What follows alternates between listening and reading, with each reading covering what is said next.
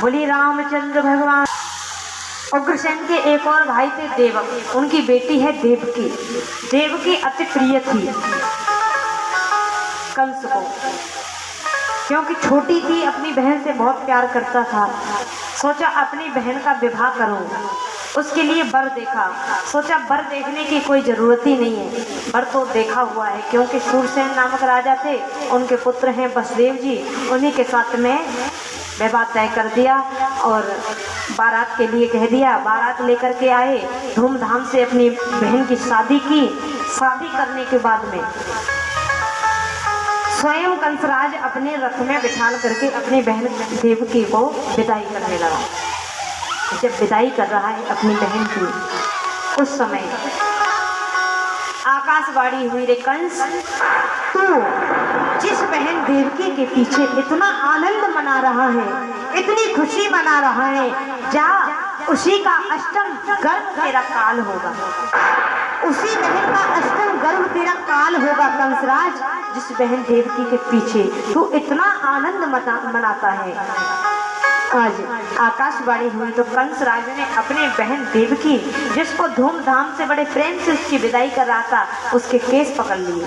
Case पकड़ करके रथ से नीचे उतार दिया और तलवार ले ली। कहने लगा, अब मैं देवकी को ही नहीं छोड़ूंगा तो देवकी का अष्टम गर्भ मेरा काल कैसे हो जाएगा, न रहेगा बांस न बजेगी बांसुरी। देवकी को ही नहीं छोड़ूंगा, जान से मार दूंगा इसे। देवकी कहने लगी, भैया क्या बात है, क्या गलती हुई मुझसे जो कि आप ये सब कर रहे हो? अभी तो कितने प्रेम से मुझे आप मेरी विदाई कर रहे थे, और ये घड़ी कैसी आ गई कि तुरंत आपका मन बदल गया, इस बहन को जान से मारने के लिए चल दी। मुझसे क्या गलती हो गई कि क्या देवकी तुझे पता नहीं, आकाशवाणी हुई है तेरा अष्टम गर्भ मेरा काल होगा। भैया इसमें मेरी क्या गलती है? यहाँ पर वसुदेव जी ने जैसे ही तलवार उठाई अपनी बहन को मारने के लिए, वसुदेव जी खड़े हो गए। कहा, अरे कंसराज, स्त्री पर क्या हाथ उठाते हो? तुम एक वीर हो, एक वीर को स्त्री पर हाथ उठाने में शोभा नहीं देता, चाहे वो अपनी बहन हो, चाहे वो अपनी पत्नी हो, चाहे कोई भी हो। और जब देवकी का विवाह हो रहा है, इसके हाथों से मेहंदी तक नहीं छूटी, हल्दी तक नहीं छूटी अंग से, और इतने में तुम बहन को मारने के लिए चल दिए। ये ऐसी वैसी साधारण नहीं है। इस वक्त तुम्हारी बहन देवकी का इस समय साक्षात माता लक्ष्मी का स्वरूप है, साक्षात लक्ष्मी है, और तुम लक्ष्मी का अपमान कर रहे हो। कंसराज ये शोभा नहीं देता है। तो कंसराज ने कहा, क्या करना चाहिए? आपने सुना नहीं, आकाशवाणी हुई है देवकी का अष्टम गर्भ मेरा काल होगा। तो वसुदेव जी ने कह दिया, कंसराज तुम चिंता मत करो, जो भी देवकी के पुत्र होंगे मैं तुम्हें लाकर के समर्पण कर दूंगा, जो तुम्हें करना हो वो कर लेना। शर्त मंजूर कर दी, लेकिन शर्त मंजूर करने के बावजूद एक बात कह दी कि ऐसे ही शर्त मंजूर करूंगा, तुम्हें भी मेरी एक शर्त माननी पड़ेगी। वसुदेव जी, जब तक देवकी के 8 पुत्र नहीं हो जाते तब तक आपको कारागृह में रहना पड़ेगा। वसुदेव जी ने कहा, ये शर्त आपकी हमें मंजूर है। दोनों को कारागृह में डाला। पहला पुत्र हुआ देवकी का। समय व्यतीत होने के बाद में तो पहले पुत्र को लेकर के आए वसुदेव जी उसके पास में, कंसराज के पास में। तो कंसराज के हाथ में दे दिया। कंसराज ने सोचा, ये मांस का जोतला मेरा क्या करेगा, ले जाओ इसका पालन पोषण करो। इतने में नारद जी आ जाते हैं, नारायण नारायण। अरे कंसराज ये क्या कर रहे हो? तुम्हें पता नहीं तुम्हारी बहन देवकी का अष्टम गर्भ तुम्हारा काल होगा, अष्टम गर्भ तुम्हारी बहन देवकी का काल होगा। अरे नहीं, ये तो पहला ही है, 8वां ही तो होगा। कि अभी नहीं पता? एक कमल का पुष्प हाथ में, अष्टकली का पुष्प हाथ में लिया, उसे कहा कि जहाँ से गिनोगे वहीं पर गिनती 8 बैठेगी। जिस कली से स्टार्ट करोगे लास्ट होगी तो 8वीं गिनती पर होगी। पता नहीं कि देवकी का कौन सा पुत्र तुम्हारा काल बन जाए, इस बात का ध्यान रखना। दोबारा से उस बालक को मंगवा लिया। नारद जी वहाँ से चले गए, उस बालक को एक पत्थर में मार करके उसकी हत्या कर दी। धीरे धीरे दूसरा बालक हुआ, उसे भी मार दिया, तीसरा चौथा 5 दिया। चारों तरफ से जब कारागृह को घेर लिया है, जब मेरे ठाकुर की बारी आई है तो देखा श्री राधे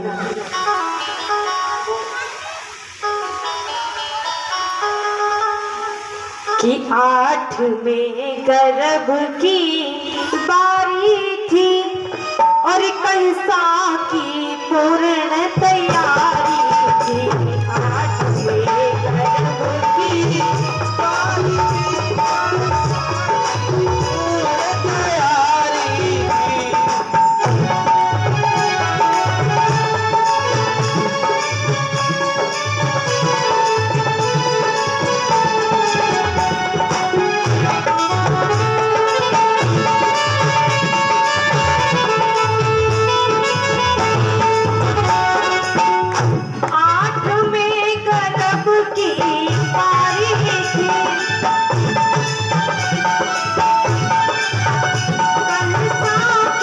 पूर्ण तैयारी थी।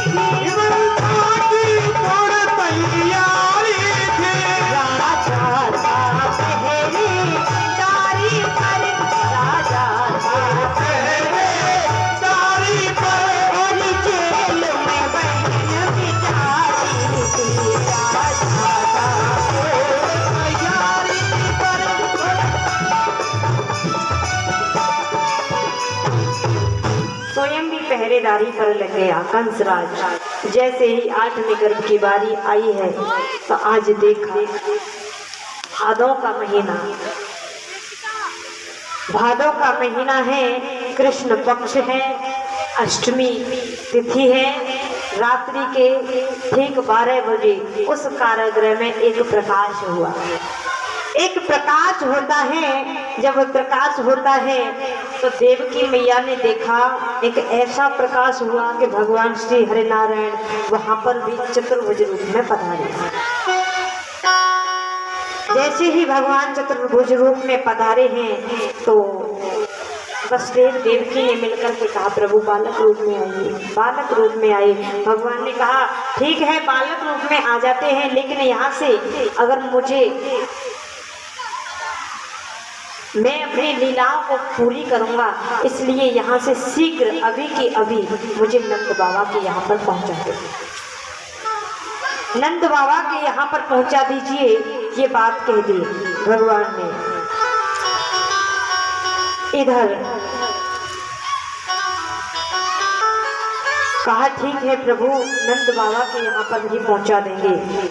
आज नंद बाबा के यहाँ के लिए ज़्यादा से ज़्यादा नहीं 10-15 मिनट का टाइम वहाँ पर भगवान ने दिया।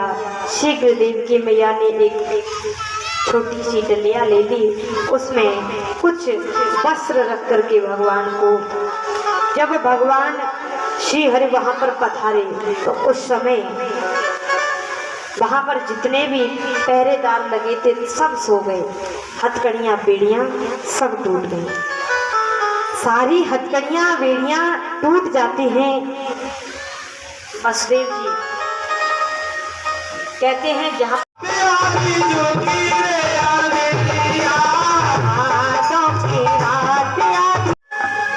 सभी भक्त गुणगान करेंगे, जो दरबार में नृत्य करना चाहते हैं, हाजिरी लगाना चाहते हैं माता बहने। हो मेरे जीवन की जुड़ी गई दोस्ती सोरी चरण में, जीवन की जुड़ी गई दोस्ती सोरी चरण में, जीवन की जुड़ी गई दोस्ती सोरी चरण में, जीवन की जुड़ी गई दोस्ती सोरी चरण में,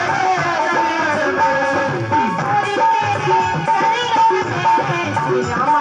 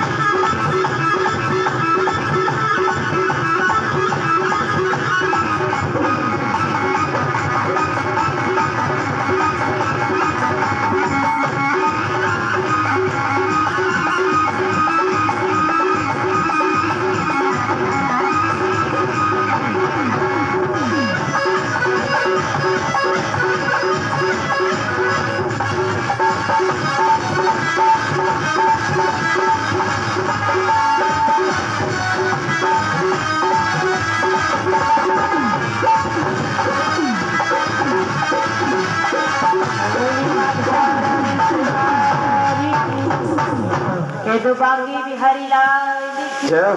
जय जय श्री राम राधे श्याम। जय जय श्री राम। राधे श्याम। देखा कि जब भोला ने अपने गुरु को दर्शन कराया भगवान राम जी का, भोला को यही फल मिला एकादशी का, क्योंकि उसके मन में कोई छल नहीं था, कोई कपट नहीं था। हम भी एकादशी का व्रत करते हैं। कौन कौन करता है एकादशी का व्रत? करते हैं ना सभी। जब ये बताइए व्रत किस लिए किया जाता है? नहीं पता? आप नहीं करते? कौन कौन करता है बताना जरा, दोबारा बताओ। हाँ जी, नहीं पता किस लिए किया जाता है? किसी मोक्ष पाने के लिए। जी जी, मोक्ष पाने के लिए किया जाता है। आपको पता है क्या जी किस लिए किया जाता है? कहते हैं कोई कुछ कहता है, कोई कुछ मांगता है। एकादशी का व्रत यहाँ पर बाबा श्याम के खाटू नरेश के ज़्यादा भक्त हैं। क्यों जी? खाटू श्याम जी को मानने वाले ज़्यादा भक्त हैं। तो एकादशी का व्रत किया जाता है। व्रत कोई सा भी रखो, कोई कुछ मांगता है भगवान से, कोई कुछ मांगता है, भगवान जी हम आपका व्रत कर रहे हैं। अपनी अपनी भाव से भक्त मानते हैं। लेकिन ये सब व्रत इसलिए किया जाता है कि हम मन में एक संकल्प करते हैं। जब भी व्रत उठाते हैं तो कुछ मत मांगो ठाकुर जी से, बिल्कुल भी निस्वार्थ भाव से भगवान का व्रत करो। वो व्रत माना जाता है, तभी पापों से छुटकारा मिलता है। क्योंकि निस्वार्थ भाव से आप करोगे। अगर आप स्वार्थ से ही कर रहे हो तो ठाकुर जी हमारी नौकरी लग जाए, या जल्दी से बेटे की शादी हो जाए, घर में पोती आ जाए, पोता आ जाए, इस भाव से नहीं, निस्वार्थ भाव से करना चाहिए। क्योंकि जब भी संकल्प करो, जब भी व्रत उठाओ तो एक संकल्प लिया जाता है कि प्रभु हम, जैसे काम क्रोध लोभ मोह अहंकार ये सब होते हैं, कि हम अहंकार को छोड़ देंगे, लोभ को छोड़ देंगे, मोह करना छोड़ देंगे। एक संकल्प ले लो कुछ ना कुछ कि हम इसको छोड़ देंगे। इसीलिए ये एकादशी है कृष्ण पक्ष की, चैत मास की कृष्ण पक्ष की पाप मोचनी एकादशी। इससे जीव का ये व्रत सर्व से, यानी सभी व्रतों में सर्वश्रेष्ठ व्रत है। और इस व्रत को जो भी करता है वो पापों से छुटकारा पाता है। इधर बताया भगवान श्री राम बाल स्वरूप में अपने आंगन में खेलते हैं। उसके बाद में धीरे धीरे विश्वामित्र जी उनके यहाँ पर उनका आगमन होता है। राजा दशरथ से कहते हैं कि आप अपने पुत्रों को हमारे साथ में भेज दीजिए। राजा दशरथ मना करते हैं, लेकिन गुरु वशिष्ठ के कहने पर उन्हें दशरथ को भेजना पड़ता है, राम लक्ष्मण को, गुरु उनके विश्वामित्र जी के साथ में। विश्वामित्र जी अपने आश्रम पर ले जाते हैं, क्योंकि वो जब हवन करते थे तो राक्षस लोग उनके हवन में भजन पूजा पाठ में रुकावट डालते थे। उधर आश्रम की सुरक्षा के लिए राम लक्ष्मण को लेकर के गए। रास्ते में एक ताड़का नाम की राक्षसी मिली थी, उसका भगवान ने उद्धार किया। देखा एक दिन जनक जी के यहाँ से निमंत्रण आया, जनक जी के यहाँ से निमंत्रण आया तो राम लक्ष्मण से दोनों से गुरु ने कहा कि आप को हम जनकपुरी ले जाएंगे। वहाँ पर राजा जनक के यहाँ पर स्वयंवर हो रहा है, स्वयंवर में आप चलिए। कहा ठीक है गुरुजी, जैसी आपकी आज्ञा, और हम आपके साथ चलते हैं। विश्वामित्र जी साथ में लेकर के गए। जनकपुरी में पहुँचे, वहाँ पर जानकी मैया उनका स्वयंवर हो रहा है। स्वयंवर होता है जानकी माता का। सुखदेव जी कहते हैं कि हे राजन, जब माता जानकी का स्वयंवर हो रहा है तो राम जी पधारे उनके बगीचे में। बगीचे में पधारते हैं बड़े बड़े राजा महाराजा आए। जब राजा महाराजा वहां पर पधारे हैं, बहुत बड़े बड़े राजा, देखा स्वयंवर होने लगा, धनुष यज्ञ होने लगा। एक धनुष सामने रखा हुआ है, तो धनुष को उठाने के लिए बड़े बड़े राजा महाराजा आए, वहां पर पधारे। एक साथ में 10-10 हजार राजा लग जाते हैं, लेकिन उस धनुष को उठाने की चेष्टा करते हैं, लेकिन कोई भी राजा उस धनुष को नहीं उठा पाता।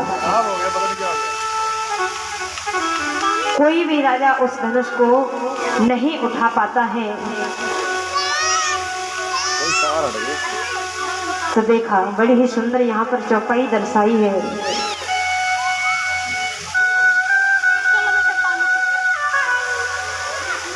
हो भूप सहेस दश एक ही बारा, लगे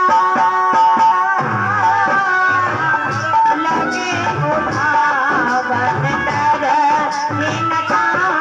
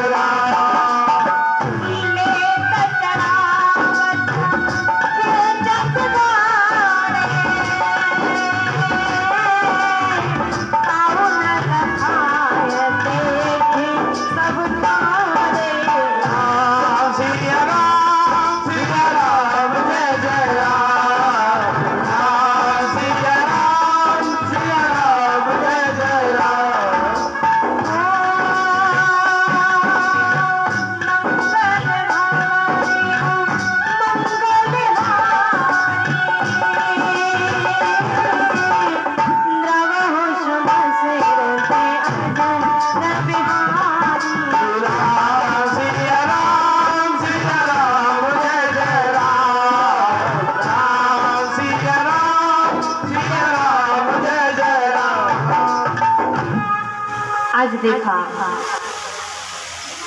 कि भूप सहस दश एक ही बारा, लगे उठावन तरहि नकारा। एक ही साथ में 10-10 हजार राजा लग जाते हैं, लेकिन उस धनुष को